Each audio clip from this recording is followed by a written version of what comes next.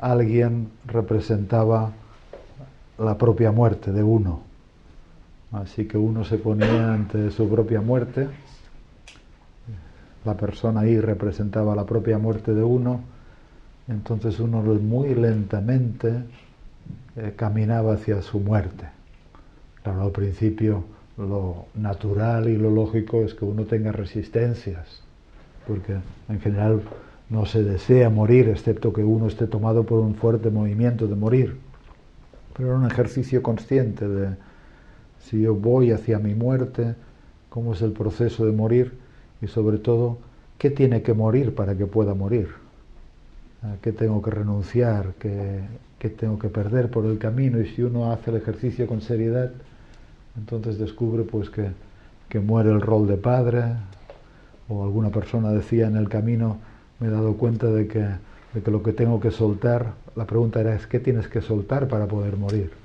Y uno decía, mi autoimportancia, muchos decían, bueno, mi fijación con los hijos, o uno tiene que soltar, qué sé yo, el rol de terapeuta, un montón de cosas con las que nos identificamos.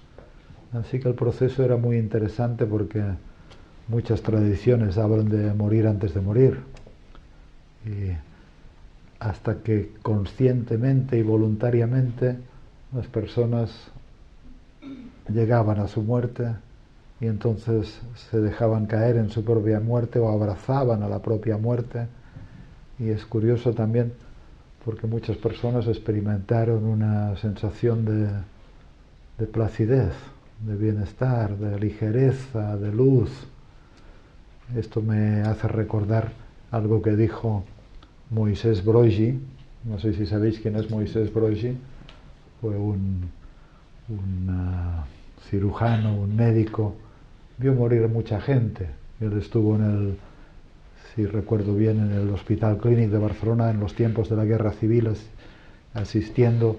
Él decía que uno de los grandes avances de la medicina había sido la morfina, los anestésicos, porque esto había facilitado la operación.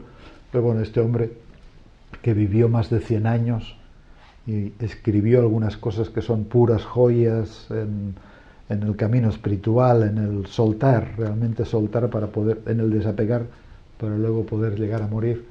Pues este hombre decía que todavía no había visto morir a nadie infeliz, pero esto significa que el momento de la felicidad para algunos llegaba en el último segundo o en los últimos segundos, cuando uno ya suelta todo y se retira por completo, y entonces parece que viene una felicidad de otro orden, que es la conexión con esta nada o con este lugar originario o con esta placidez esencial.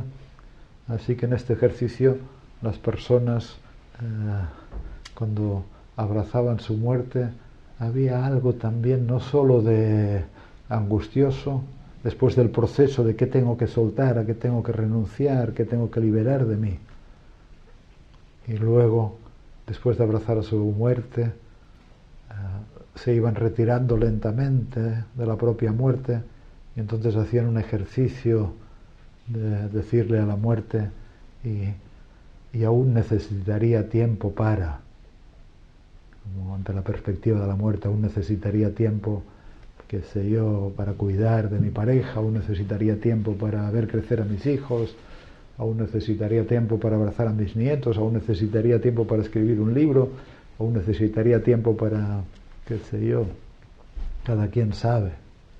Así que esta ha sido mi primera evocación, y que tú has mezclado muerte y espiritualidad.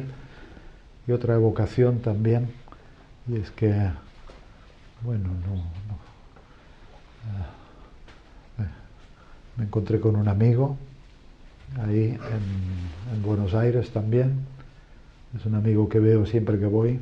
Somos amigos de hace muchos años y somos amigos de vernos unas horas cuando yo paso por Buenos Aires o él viene aquí.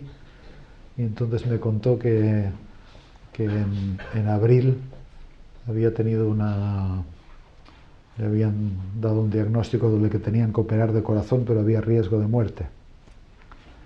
Y entonces él me lo contaba como que fue una experiencia iluminativa, porque él me dijo que entonces, antes de ir a la operación, le pidió a la familia que lo dejaran solo, quiso estar solo, no quiso estar acompañado, para retirarse hacia sí mismo y ponerse en la tesis, en la hipótesis de que esto se termina, de que esto es el final.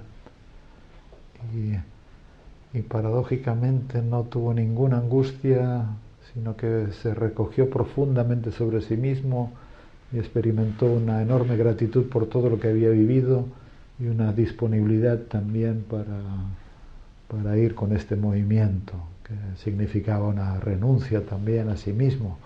Luego, por supuesto, que estaba contento de no haber muerto, porque no era su deseo. Pero, bueno, estas han sido mis evocaciones.